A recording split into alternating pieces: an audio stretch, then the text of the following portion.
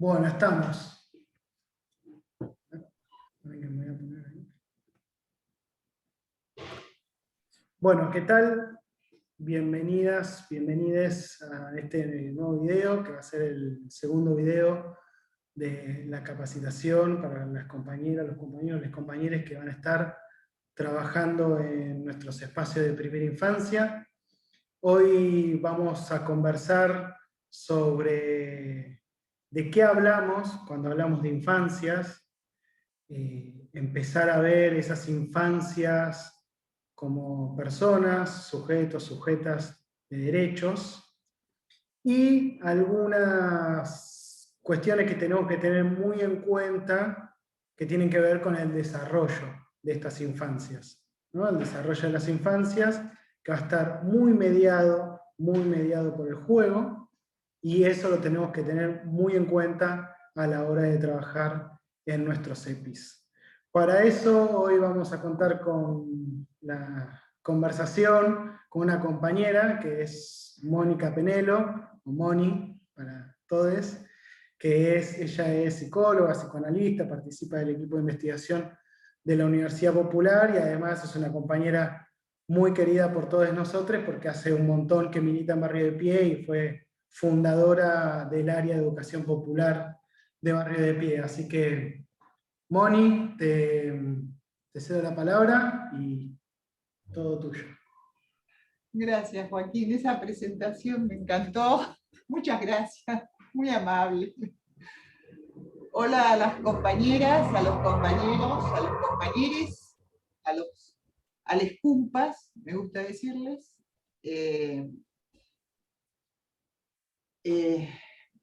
Es difícil esto de la pandemia en la situación que nos pone, ¿no? Esto de estar hablándole a una computadora, viendo unas caritas, es complicado. Todavía se me hace un poco difícil, pero bueno, es la forma que nos hemos ingeniado y las resistencias ante la pandemia que hicimos, los movimientos populares y muchas otras, las resistencias humanas al aislamiento. Vamos a hacer vínculo, vamos a hacer lazo social, aunque sea de esta manera, que no es poco. Y vamos a empezar un poco con esto de por qué desde nuestro movimiento y desde nuestra universidad hablamos de infancias y no de infancias, ¿no? Digamos que la infancia es algo que homogeneiza, que todos somos iguales, que no hay diferencias. Y nosotros, nosotras y nosotros, desde el movimiento y desde la universidad, pensamos a la infancia como una pluralidad de culturas, de géneros, una diversidad de formas de ser y de estar dentro de la sociedad, y de crecer y de estar dentro de la sociedad. Voy a poner un ejemplo muy clarito, ¿no? En este debate que se dio sobre presencialidad o no presencialidad en la escuela, debate difícil, donde no hubo ideas nuevas, donde nadie se puso a pensar otras formas de educación que no sean únicamente online o que sean únicamente virtuales o presenciales, para sintetizar. ¿Quién pensó en la diversidad de pibes y pibas que existe en nuestro país en esas escuelas? Es lo mismo una escuela, incluso dentro de un mismo municipio. Es lo mismo los chicos, las chicas que van, las niñas que van a una escuela en el centro de un municipio del país o de la ciudad de Buenos Aires en la periferia a una escuela céntrica, no es lo mismo. Y esas niñeces no son las mismas. No son las mismas desde el inicio hasta, si querés, de alimentación, de pautas culturales, de estimulación, ¿no? Por eso hablamos de niñeces. Hay una diversidad que tiene que ver con construcciones que son sociales, históricas y fundamentalmente políticas. Esa diversidad de niñeces son políticas, y en esos términos tenemos que pensar el cuidado integral de nuestras niñas, niños y niñas.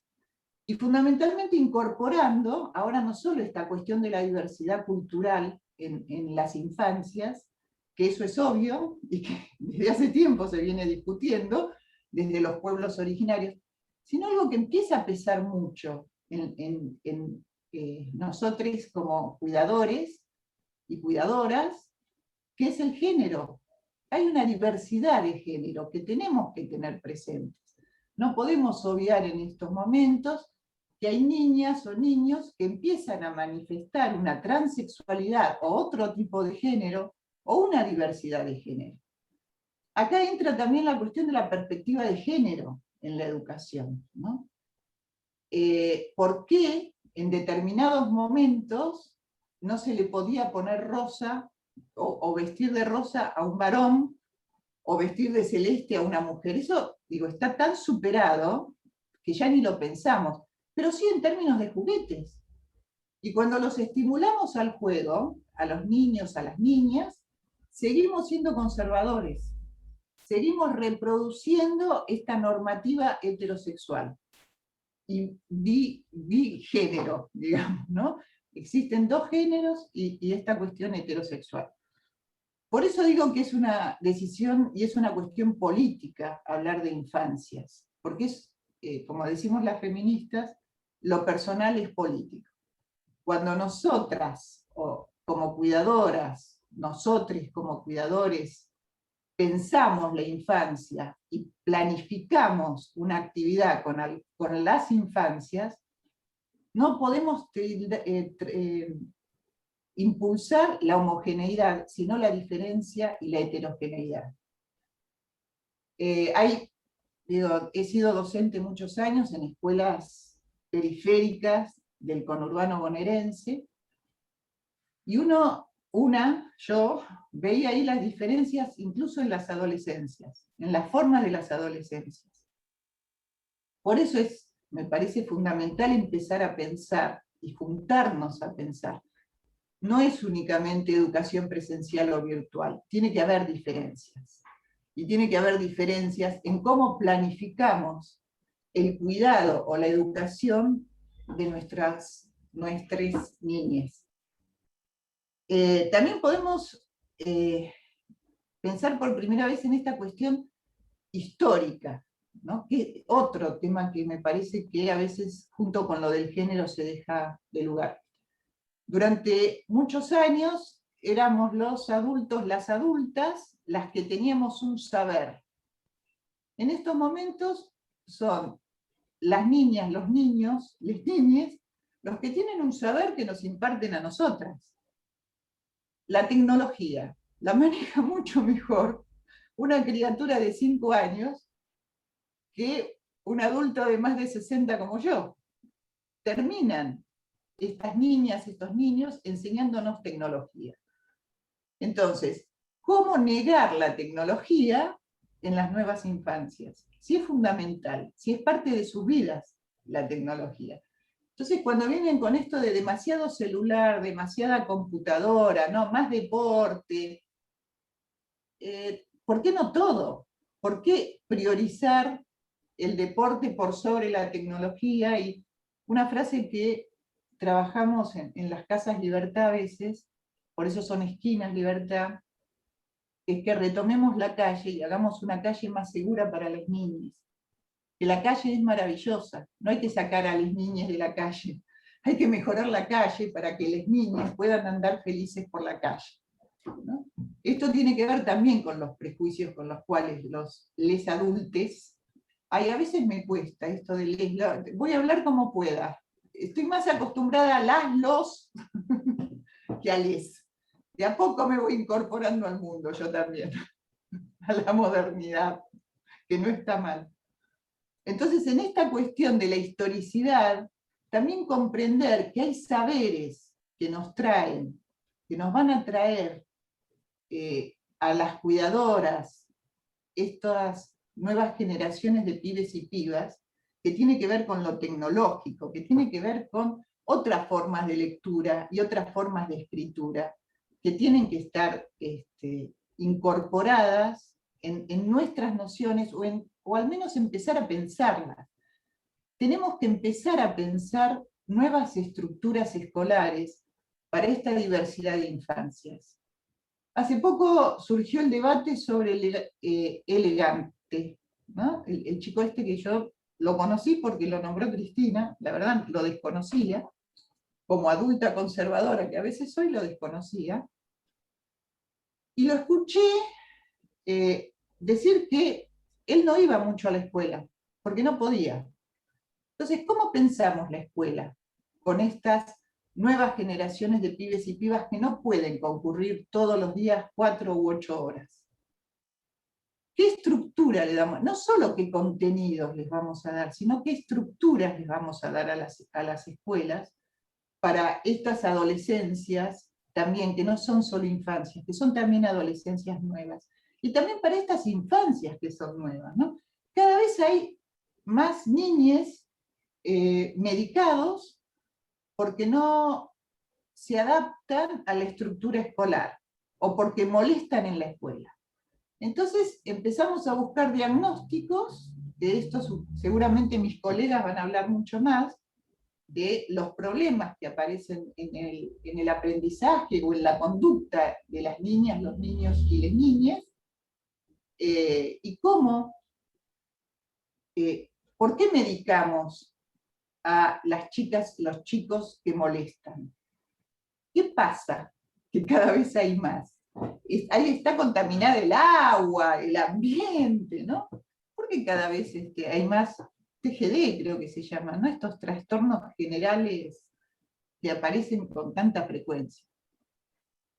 Entonces, estoy mirando las notas y me estoy olvidando de algo. No sé si me quieren preguntar algo o me olvido algo de esto de las nuevas infancias, como para aporte.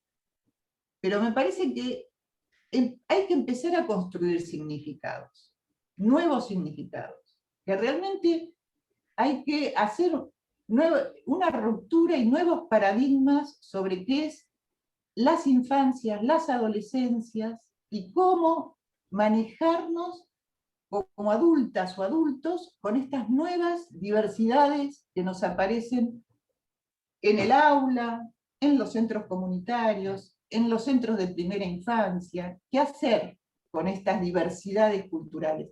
Por eso hablamos de infancia y por eso nos convoca tanto empezar a pensar estas cuestiones. ¿Continúo? ¿O hay alguna...? No. Me parece que lo que venís planteando sobre la diversidad, las diversidades en las infancias que tienen que ver con lo cultural, con lo de género, con lo social, con lo político, con lo económico, tantas diversidades. La diversidad es algo muy constitutivo del ser humano, me parece. Y esa diversidad tiene que ver con las identidades, ¿no? Con identidades múltiples, con identidades diversas, y que lo de la identidad es un derecho, digamos, el derecho a la reafirmación identitaria, a la propia identidad. Tal vez que podemos profundizar en eso, de qué hablamos cuando hablamos del derecho a la identidad y cuáles son los derechos de las infancias. Claro, ahí entramos ya en este nuevo paradigma donde los niños, niñas y adolescentes son sujetos de derecho para la ley. Lo que pasa es que a veces las leyes producen a largo plazo los cambios culturales, ¿no? Porque lo que dice la ley, que por supuesto es la ley 26.061, que es la de protección y promoción de los derechos de niños, niñas y adolescentes, que es de septiembre del 2005, si mal no recuerdo, o del 2005 seguro,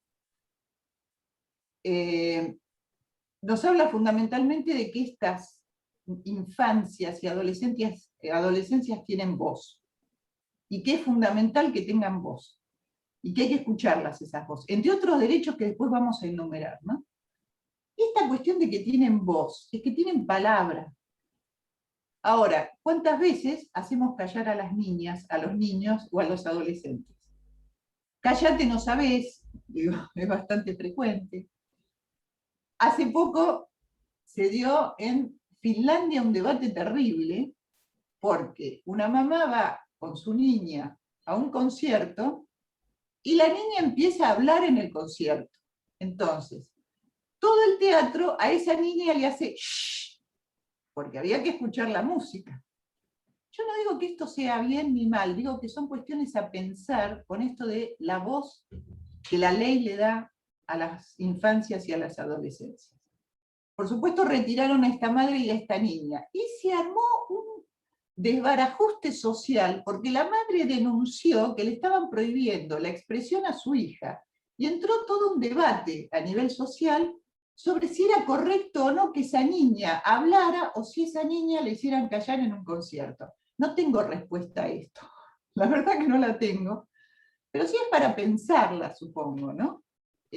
Para empezar a pensar qué lugar le damos a las voces de las niñas, los niños y las adolescentes, de las infancias y las adolescencias. ¿Sí querías decir algo, Joaquín? Sí, sabes que otro tema que yo veo mucho en las escuelas en las que trabajo es la cuestión del portate bien, ¿no? Claro. Como si uno a los 3, 4, 5 años ya tiene toda la constitución y todas las leyes en la cabeza, y ya adquirimos todas las normas habidas y por haber, y está muy eso del, cuando dejan a ese pibo, a esa piba en la puerta de la escuela de chau, portate bien, ¿no? Y yo cuando trabajo con familias siempre les pregunto, ¿qué es portarse bien? ¿Qué es portarse En un bien? momento de la ¿Dónde? vida en el cual las infancias están hablando, explorando, moviéndose, incorporando nuevas cosas, ¿no? Eso también, mientras hablaba, me hacía pensar un poco en eso. Claro, además, ¿qué es portarte bien? En el aula, en el patio, no corran en el patio. Entonces yo digo, ¿qué quieren que hagan en el patio? Están una hora encerrados. Cuando salen al patio, ¿qué puede hacer una niña o un niño? Correr, descargar energía, ¿no?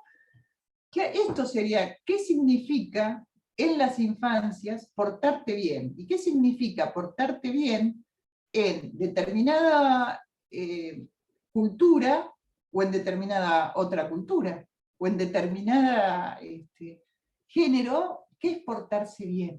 ¿No? Esta cuestión de la pasividad y de los juegos pasivos en las niñas. Retomando esto del juego, incorporando lentamente la cuestión del juego, ¿no? El juego pasivo. El juego solitario y pasivo, uy, yo me voy para cualquier lado, perdón, pero voy asociando. Tengo acá el machete, pero asocio. Está Digo, perfecto. pensemos en nuestras plazas. ¿Qué son nuestras plazas? Niñas o niños haciendo cola para ir a la hamaca. ¿Cómo es esto? ¿Por qué no hay una hamaca colectiva? ¿Por qué no pensamos en una hamaca grande donde puedan subir muchas niñas y niños y no estar haciendo cola y esperando que... Digo, ¿por qué los juegos son individuales y no son esas masacotes donde suben, se trepan, donde hay actividad, donde hay movimiento, ¿no? Acá nuestras plazas están estructuradas. Es el sub y baja, el tobogán, la hamaca, y ahora cada tanto encontrás esos túneles para desarrollarse, ¿no? Pero les estructuramos la vida, portate bien hasta en la plaza. Hacé cola en la plaza para tener una hamaca, ¿no? Esta es la cuestión de cómo estructuramos la constitución también del yo de las niñas, los niños. Y bueno, volviendo a esto de la ley, retomo. Si me voy mucho, por favor, tráiganme nuevamente. Retomo esta cuestión de la ley 26.061 del 2005, que es la promoción y protección de los derechos de niños, niñas y adolescentes. Y acá vuelvo a poner la cuestión política.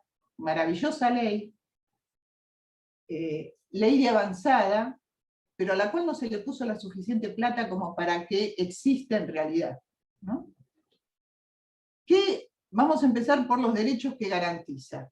Por supuesto que se respete la vida y la intimidad de los chicos, por supuesto a la salud, a hacer deporte, a jugar, a disfrutar de un ambiente sano, a que se respete su honor y se proteja su imagen. Ahí está la otra cuestión, esto de protección de imagen. ¿Por qué publicamos imágenes en las redes sociales de niños o niñas que está prohibido? y muy orgullosos ponemos a nuestras nietas, nuestros nietos, nuestros hijos, nuestras hijas, los publicamos, y no hay que publicar las imágenes de menores de edad, pero bueno, se hace. Y es un riesgo publicar imágenes de menores de edad, porque ahí empieza el grooming y todo este tipo de cuestiones nuevas también que están empezando a ser legisladas. Después a tener un documento, un nombre, una nacionalidad y un idioma, respetar el idioma. Esto se cumple, más o menos, sobre todo en las comunidades de los pueblos originarios. A conocer a sus padres biológicos y que se mantenga un vínculo con ellos, a tener una familia alternativa en caso de que la familia primaria no pueda, a recibir una educación pública, gratuita en todos los niveles, respetando su derecho a ingresar, permanecer en la escuela, y que sea cerca del lugar donde viven. Ese derecho más o menos, a veces se cumple, a veces no. A gozar de los beneficios de la seguridad social, esto sería de la salud, de la contención económica, a expresar las opiniones en familia, asociarse con fines culturales, etcétera, etcétera, etcétera. Después, bueno, los niños mayores de 13 años, ¿qué garantías tienen? ¿No? Que pueden, entre los 13 y 16 años, tienen un montón de derechos sobre su cuerpo. En cuanto al recién nacido, obviamente también garantiza las leyes, las necesidades cubrir las necesidades de todo bebé, toda beba, en cuanto a alimentación, vivienda, todo eso. Y ante la justicia tienen derecho a participar de los procedimientos en los cuales estén involucrados, a tener voz en esos procedimientos, a poder elegir, a poder opinar. Los jueces tienen que dejarlos opinar.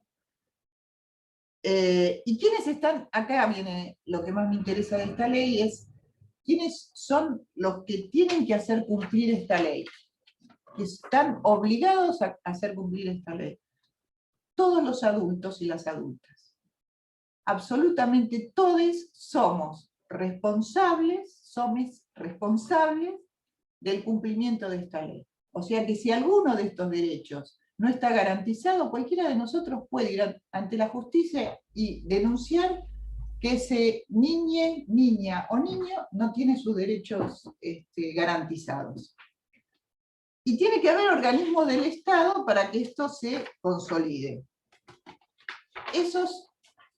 Y ahí es donde digo que falta decisión política y falta, cuando uno quiere hacer transformaciones culturales, tiene que poner plata en determinados proyectos para que esas transformaciones culturales se den, ¿no? Y están los consejos de niñez, que no funcionan como deberían funcionar, porque son pocos, porque los profesionales en general tienen sueldos bajos o son monotributistas. Entonces, cuando hay algún problema, seguramente los docentes saben que cada vez que tienen que concurrir a un consejo del menor, a los consejos que existen en distintas provincias, surge este problema de que no siempre la atención o el seguimiento de las situaciones de no garantía de los derechos de las niñas empieza a hacer agua, ¿no? Qué sé yo, uno va a hacer una denuncia, me pasó a hacer una denuncia por un caso de supuesto abuso sexual de una niña menor, y cuando interviene el consejo de niñez, ya ese papá, que era un padre adoptivo, se había ido con estas niñas a otro lado y nunca se los encontró. Entonces ahí hay algunas cuestiones, ¿no? Que justamente lo que hace falta es poner plata para que haya profesionales de mucha experiencia que quieran ir a trabajar, acompañados de profesionales más jóvenes que quieran hacer la experiencia y acompañar estos procesos, ¿no? Tienen que haber en estos consejos psicólogos, psicopedagogos, trabajadores sociales. No siempre se cumplen estos requisitos. Y después está la otra ley, que es, esta sí que es difícil, que es la de educación sexual integral, que es la 26.150, en la cual es obligatoria la educación sexual en todas las escuelas del territorio argentino, salvo algunas jurisdicciones que no firmaron el protocolo de actuación. Que la verdad no sé en estos momentos y en este año cuáles son las provincias, o si hay provincias que no lo han firmado. En general lo habían firmado todas las provincias. ¿Cuál es el primer problema con esta ley? Supongo que le hayan puesto educación sexual. Si le hubiéramos puesto en lugar de educación sexual, otro título, hubiera sido aceptado ampliamente y no tendríamos a ciertos sectores de la sociedad tan fuerte, con una mirada tan fuerte viendo qué damos cuando aplicamos la ley de educación sexual integral. La ley de educación sexual integral es fundamental para la no discriminación, porque no solo tiene que ver con la educación sexual en cuanto a usar preservativo, cuídate, la menstruación, no, tiene que ver con la libertad de elección de género, que es fundamental en estos momentos, justamente por lo que hablábamos de las infancias y las diversidades de género que aparecen. Pero también es fundamental para empezar a romper el patriarcado, empezar a tirar abajo el patriarcado, porque con esta ley de educación sexual integral, lo que tenemos que hacer es que los varones sean menos víctimas del patriarcado y las mujeres también. Desde la infancia, desde los 2 años de vida, permitir justamente que estos niños, niñas o niñes puedan aceptar que cualquier juguete es válido, que cualquier juego es válido, y que cualquier color es válido. No tiene que ver únicamente con la sexuación, tiene que ver hasta con una cuestión, se puede decir, de erotización, que la erotización no es lo mismo que el sexo, ¿no? Y a veces se confunde. La erotización tiene que ver con el placer que el cuerpo puede sentir al comer chocolate, y eso no es sexual. Puede ser la erotización con los mimos que les hacemos a los bebés, cuando le damos besitos por acá y el bebé se ríe y está feliz, y eso no es un abuso sexual. La erotización tiene que ver con ese placer que el cuerpo siente en distintos momentos, con las cosquillas, con el juego, con las caricias, con la sonrisa, con la mirada.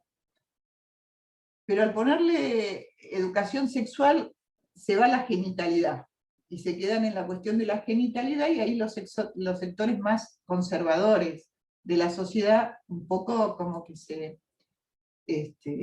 horrorizan, para decirlo de la mejor manera y sin ser muy agresiva. Entonces, esas son 2 leyes fundamentales que son sumamente progresistas. Las leyes de educación, la ley de protección está a medias, articulada, y la ley de educación sexual infantil hay algunas experiencias, la ESI, hay algunas experiencias muy válidas, pero tienen que ver habitualmente con la directora que haya en esa escuela o con la maestra que haya en esa escuela. No siempre es una decisión del Estado provincial o nacional, ¿no? O sea, sí, del Estado nacional ya fue, pero no hace un seguimiento muy pertinente de cómo en cada jurisdicción o en cada provincia se lleva adelante esta ley. Nos referimos a que la ESI sea un contenido, una asignatura específica, no únicamente eso, sino que sea parte de un proyecto educativo. La ESI no tiene que ser únicamente una materia o una hora semanal. Un proyecto educativo tiene que estar pensado en esta perspectiva de género. tiene que estar pensado en esta educación sexual integral. ¿Cómo enseñamos a nuestros niños que no tienen que hacer lo que no quieren hacer, que no los pueden tocar si ellos no quieren ser tocados? Y cómo le enseñamos a nuestros adolescentes también cómo cuidarse en la sexualidad.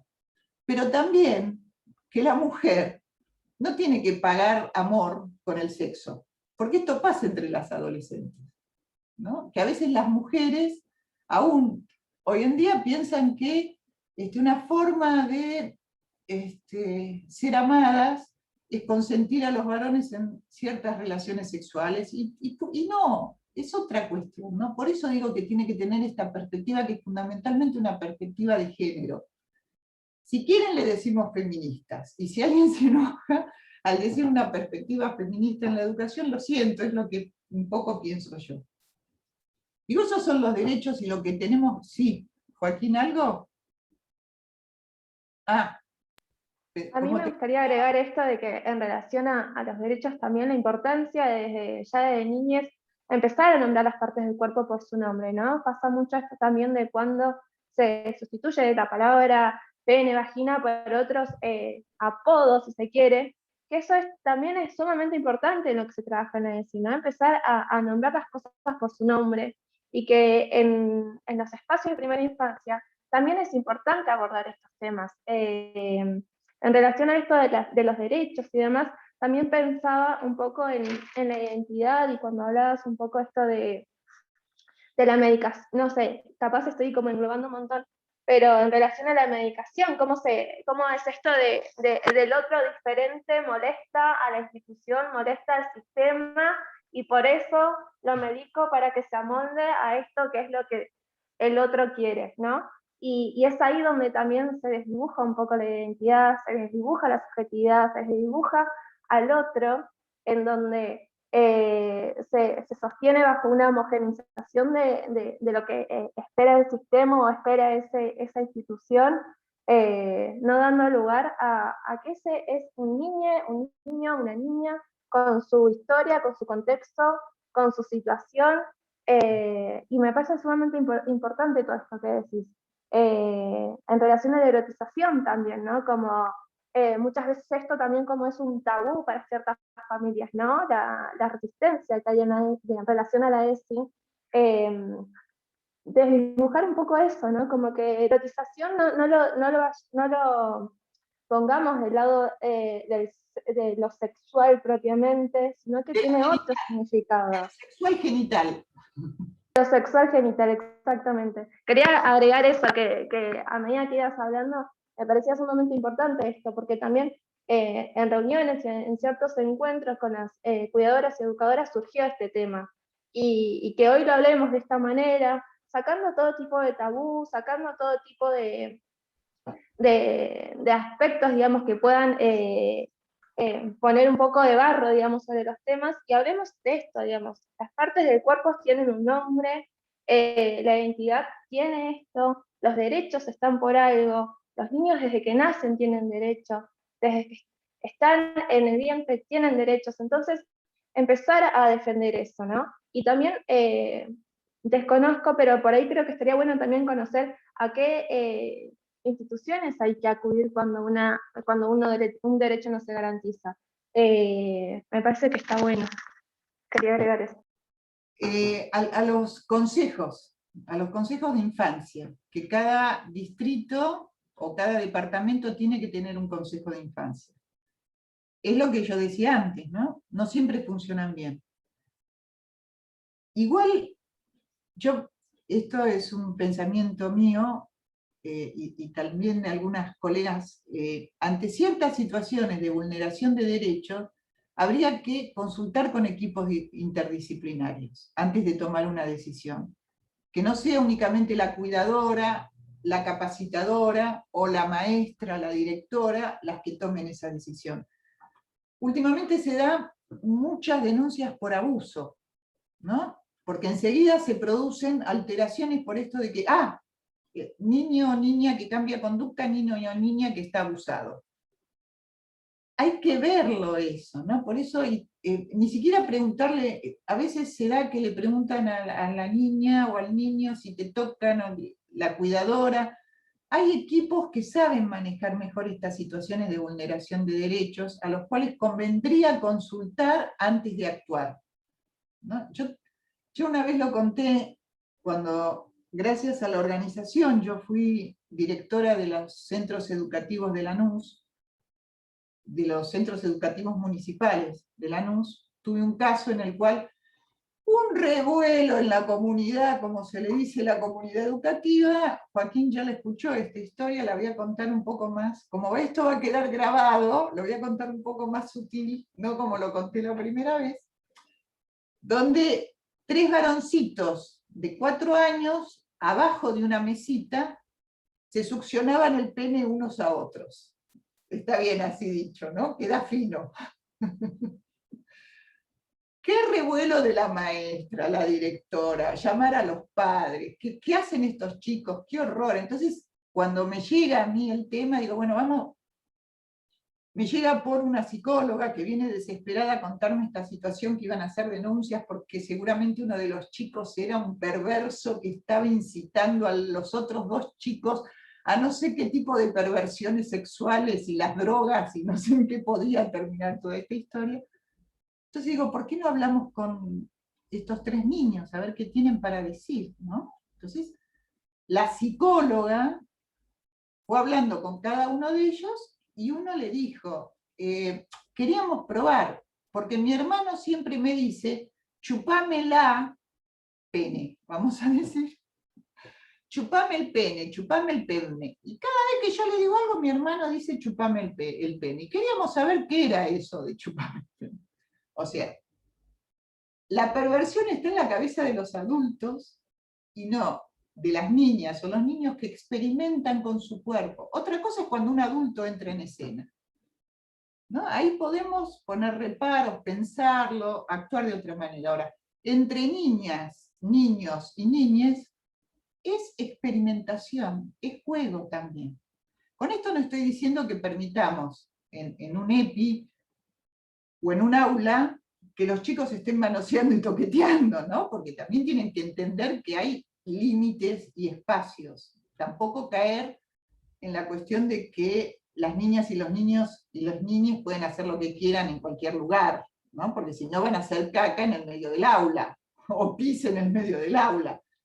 Hay ciertos rituales de convivencia a los cuales tenemos que incorporar a estas infancias, ¿no? ¿Por qué caímos en esto, Luciana? Ah, por la cuestión de la sexualidad. Moni, yo quería agregar que esto que estabas planteando, y Lu dijo una palabra que es clave, que es el tabú, ¿no? Claro. Que es algo, digamos, como las personas que ya somos adultas, incorporamos ciertas normas sociales y todo lo que se escapa de esa norma es prohibir, es oscuro, es de lo que no hay que hablar, es lo que nos da vergüenza. Y qué importante esto de la palabra adulta, salida del tabú, ¿no? Sacarnos de esa prohibición, esa oscuridad, sacarnos el tabú y poder hablar de las cosas, porque la palabra adulta termina siendo la palabra que enseña. Y si nosotros, esa escena áulica en la cual un pibe, una piba, lo que sea, se baja los pantalones, hace algo, si la palabra adulta es no, no hay una explicación detrás de eso y no hay una construcción colectiva de la norma de por qué no hay que hacer eso, o por qué no está bueno que está eso, y la respuesta, la explicación tampoco es no porque no, o no porque si haces eso de grande en la calle vas a ir preso. La explicación también va desde la ESIS, del cuidado, del autocuidado, y hay algo hace muchos, no sé si hace muchos años, pero hace varios años, también con la incorporación del feminismo en las crianzas, está esta cuestión de la importancia de la palabra adulta. ¿no? Cuando vamos a cambiar un pañal. Vamos a cambiar un pañal a un bebé o a una beba que todavía no ha incorporado el lenguaje, que no habla, se comunica como puede en el momento del desarrollo que tiene, pero es importante la palabra adulta, es importante que le pidamos permiso para cambiarle el pañal, es importante que le vayamos explicando lo que estamos haciendo, porque eso es lo que va construyendo también desde una perspectiva de la ESI, la noción del cuidado personal y la noción del derecho a la intimidad y el derecho al manejo del propio cuerpo. Entonces, qué importante es despojarse del tabú del lenguaje adulto cuando trabajamos con nuestras infancias. Exactamente, exactamente, ¿no? Porque además en la infancia la palabra adulta es pacificadora y a veces a veces no, siempre genera sentido y significación, ¿no? Acá empezamos con esto de la estructuración del yo en las infancias posiblemente. Como un bebé está llorando, una beba está llorando, y la mamá, que no entiende el llanto, o supone entender el llanto, la agarra o lo agarra a UPA, le da la teta y le dice, vos tenés hambre. Y tal vez esa beba o ese bebé que está llorando no tiene hambre, pero esa palabra de que a vos te pasa esto, lo empieza a constituir y empieza a asociar una sensación con un sentido, con una significación. Esto es lo fundamental de la estructuración del yo. Cómo le damos significación con palabras a lo que el niño o la niña no puede entender. ¿No? Voy al ejemplo claro que trabaja Lacan, que es el estadio del espejo. Digo, para no irme muy a lo teórico, es bien clarito. El estadio del espejo, la cuestión es, vos ponés a un bebé de antes de 6 meses frente al espejo y te mira, se mira, balbucea, no hay un reconocimiento.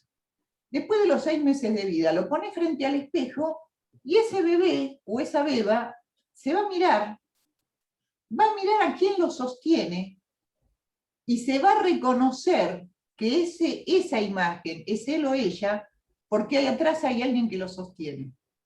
Esto que es una metáfora, pero que se puede, cualquiera que tenga un bebé de 6, 7, 8, 9 meses, que lo haga y va a ver cómo esa beba o ese bebé se va a mirar al que tiene atrás, va a reconocer al que tiene atrás y ahí se va a mirar en el espejo y se va a sonreír.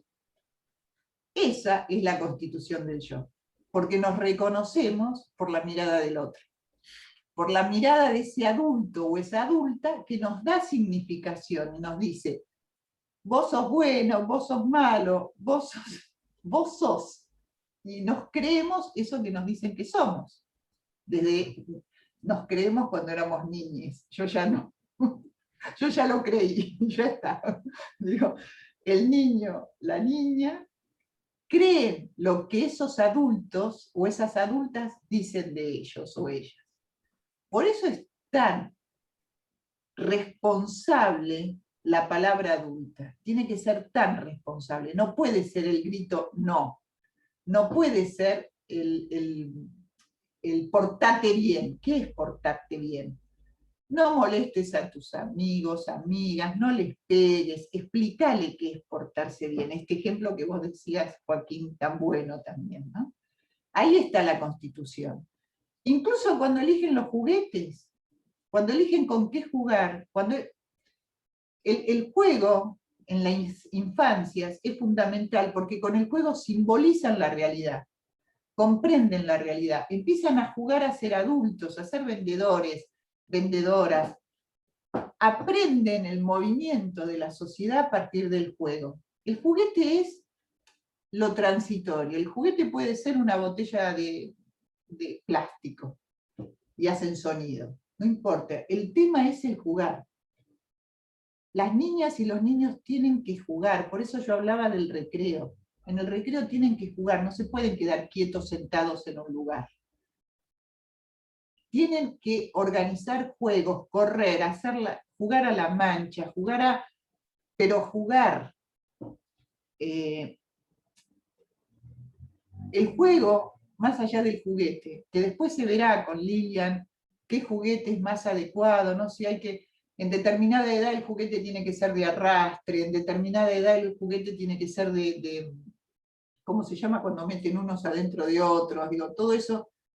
Encastre. Encastre, gracias. Digo, eso es después para cada edad. Ahora, jugar es fundamental. No le podemos prohibir a los chicos jugar, no les podemos decir quédate quieto, no les podemos decir no molestes. Las infancias molestan, las infancias cuestionan. Ser madre, ser padre es un lugar molesto, es un lugar de equívocos, es un lugar de error. Maternar es difícil, paternar es difícil, y educar o cuidar es difícil. No son lugares fáciles. Y desde ese lugar difícil es que nos tenemos que plantar y decir, cuestionarnos como adultos y adultas, y decir, ¿cómo acompaño la mejor libertad de este niño o esta niña? Porque lo que tienen que ser los niños, las niñas y las niñas son libres. Y libres no quiere decir sin límite.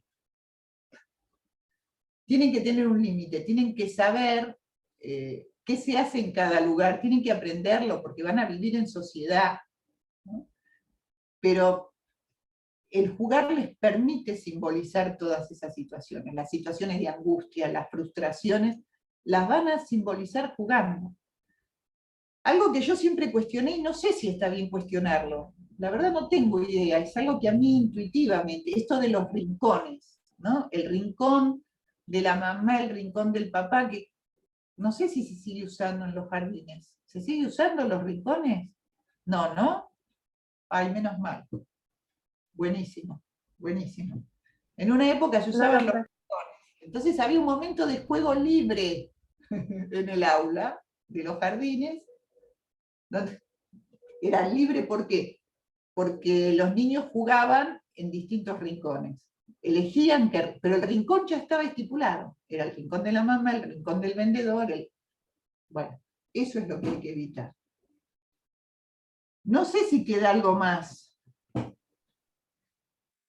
Mezclamos todos los temas en realidad, ¿no? No hicimos como una cosa muy pedagógica, muy didáctica. Parece que estuvo bien, parece que hubo profundidad.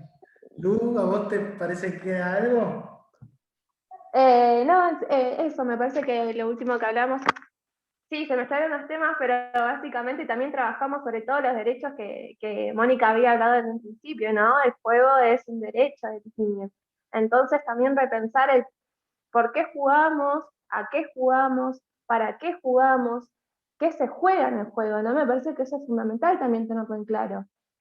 Mónica cuando hablaba que se juega por placer, que también se pone en juego la agresividad, se pone en juego el encuentro con un otro, que el juego constituye, que el juego construye el cuerpo a través de las experiencias, que va dejando huella en relación a la propia historia y al encuentro con otros. Entonces, eso también es fundamental el momento de pensar.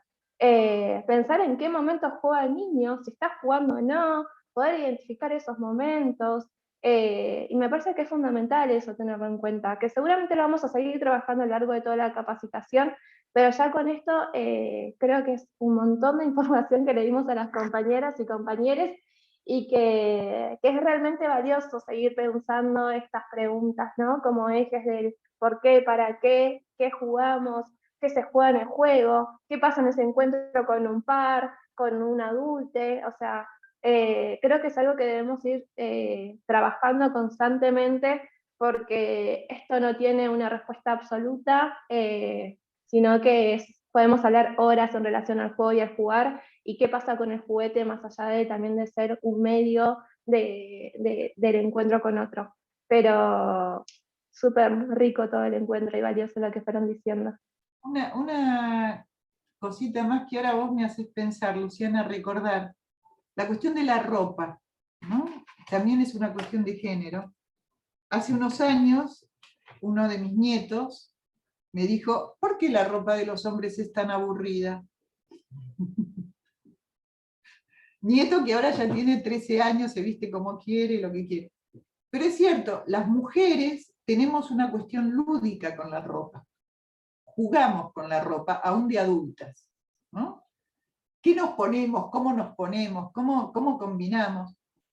El varón, pobrecito, desde chiquito que es un aburrido vistiéndose, nunca puede jugar con la ropa. No, en esto de también las cuestiones de género y la perspectiva de género, ¿por qué a las niñas no le compramos ropa brillosa? Si quieren tal vez ponerse brillos. O plumas. O, ¿qué pasa ahí con la ropa? Que también es un elemento lúdico el disfraz. ¿Por qué nos podemos horrorizar si un niño elige disfrazarse de Cenicienta? Tal vez le encantó el colorido y el despliegue, y le gusta más disfrazarse de Cenicienta que disfrazarse de Hombre Araña. Y tal vez una niña está repodrida de vestirse de princesa y quiere vestirse de Hombre Araña. También este componente, ¿no? Como ese día mi nieto me dejó pensando, es cierto, ¿cómo son de aburridos los hombres para vestirse, los varones? Bueno, eso, perdón, otra digregación. No, está bárbaro. Bueno, si les parece, vamos cerrando con estas reflexiones finales que nos convocan a conocer a estas infancias que van a transitar nuestros EPIs, a conocerles mucho para proponerles juegos, juegos, juegos y más juegos, porque, como dijo Moni, el juego es la forma desde la cual las infancias van conociendo el mundo y la sociedad y van interactuando con el mundo y con la sociedad. Entonces tenemos que comprender que como adultos tenemos un montón de hábitos de la vida cotidiana interiorizados. Nos despertamos, nos vestimos, nos bañamos, vamos a trabajar, comemos, viajamos en transporte. Todo eso que le querramos enseñar a nuestras infancias tiene que ser un juego. Todo tenemos que hacerlo a través del juego y el juego tiene que estar pensado en la diversidad que tenemos en nuestros espacios, porque el ser diversos también es un derecho. Así que me parece que con estas reflexiones yo me quedaba y nada, vamos cerrando este video, este segundo video, este segundo encuentro de la capacitación de los EPIs, y a ustedes, compañeras, felicitaciones por estar siendo parte de esta capacitación. Moni, Lu, dos grosas, un aplauso para ustedes. Y muchas nos vemos gracias. en el próximo video. Es hermoso encontrarse con ustedes.